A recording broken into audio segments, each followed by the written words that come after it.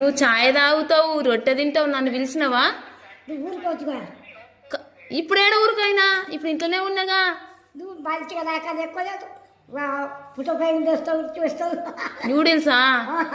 దాకా మరి కాదు, మన్మరాలు రొట్టె తింటదేమో అని అన్నా ఒక్కసారన్నా?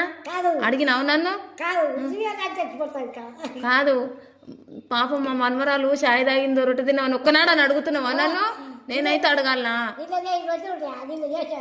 అయితే ఏంది తింటా, సద్ది రొట్టె ఛాయలు వేసుకొని తింటా. అయిపోయాయి ఇద్దరు.